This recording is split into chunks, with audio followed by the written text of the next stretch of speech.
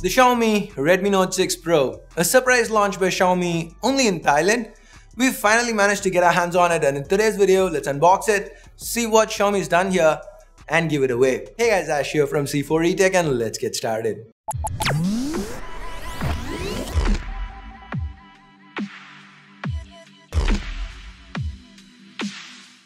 If you do end up liking this video, please turn on notifications by clicking that bell icon.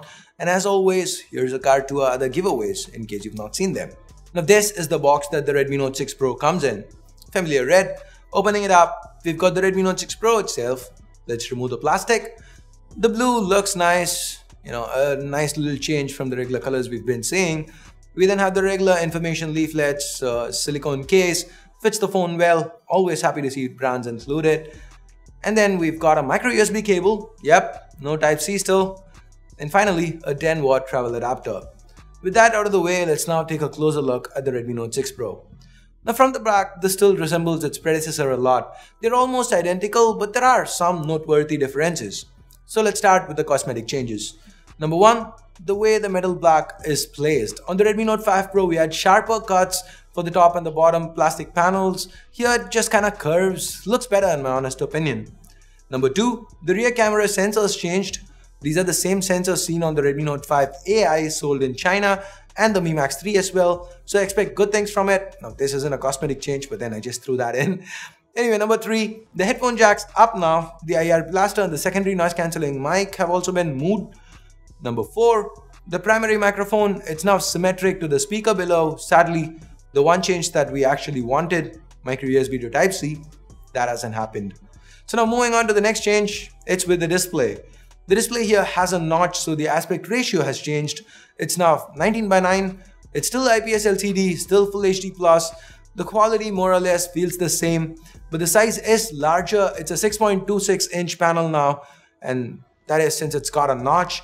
And in that notch are changes number 6 and 7. First, the earpiece, it's smaller, and then the big one, a second camera is added to the front. It's a 2-megapixel depth sensor for selfies.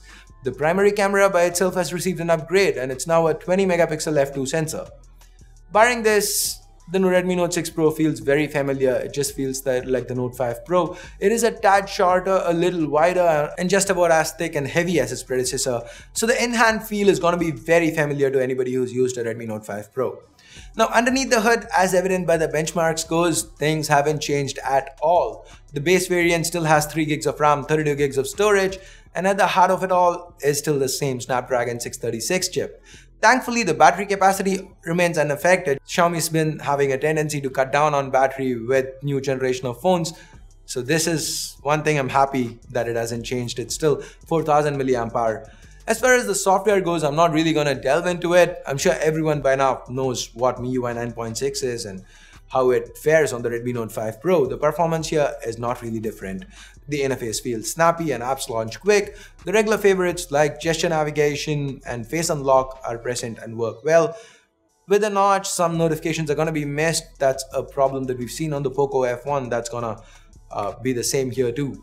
Now talking about security, the fingerprint scanner was fast and accurate as usual. We did try running some games and the Note 6 Pro handled itself quite well thanks to that Snapdragon 636 chip.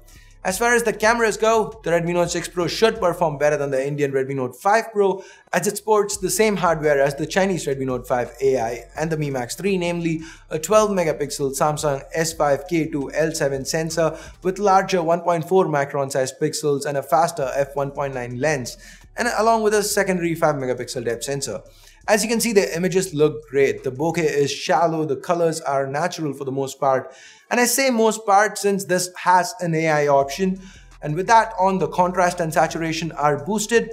Not to Huawei levels, but boosted enough for us to see a difference. To me personally, it feels pleasing to the eye. What do you think? Here are a few more samples that we shot with these cameras. How do you think they fared? I personally find them really good.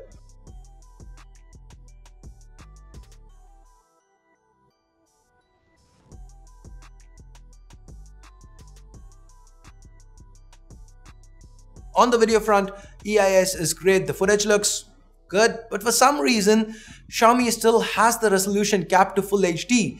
This seems really weird. 625 toting Xiaomi phones that are cheaper than the Redmi Note 5 Pro have 4K enabled. why doesn't the Redmi Note 5 Pro have it enabled? And the weirder question, why doesn't the Redmi Note 6 Pro have it enabled? It's a brand new phone, right? I really want to get an answer from Xiaomi on this.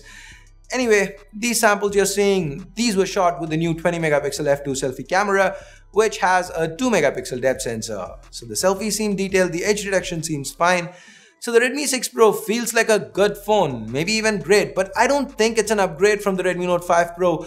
You know, it's not even a 5S Pro worth upgrade. It's a very minor upgrade. It definitely feels like Xiaomi kind of felt notches will not be a huge thing and went with an 18:9 panel for the 5 Pro. But then on seeing every other brand coming up with a notched phone, they kind of panicked and threw this one together. So as good as it feels, despite the impressive optics, I don't think you should upgrade to this from a Note 5 Pro or even a Note 4 maybe. Maybe it's okay from a Note 4, but definitely not from a Note 5 Pro. If you own a Note 5 Pro, be happy. There isn't much to be jealous about here. Oh, by the way, in Thailand, it's priced at roughly 7,000 Thai baht, which converts to about 15,750 Indian rupees. So that's the pricing. And now with all that said and done, let's get to the giveaway part of the video. As always, it's pretty simple. Use the link in the description below. Head on over to Gleam. Make sure you subscribe to C4E Tech, and that's all. You can improve your chances by following me on socials. That's it. This is an India only giveaway this time, and this giveaway will run till the 26th of October, and the winner will be announced on the 28th of October via Twitter and a YouTube community post. If you missed both, you can still check out the winning entry via the same link you used to enter. So good luck with the giveaway, guys. And now it is time I bid you adieu. Thanks a lot for watching. Till next time, my name's Ash. Oh yeah, thumbs up, thumbs down based on what you felt about the video. And if you want to see more giveaways and all that. My name's Ash. You've been watching C4E Tech, and I'm signing off for now. You guys have a great day. Bye-bye.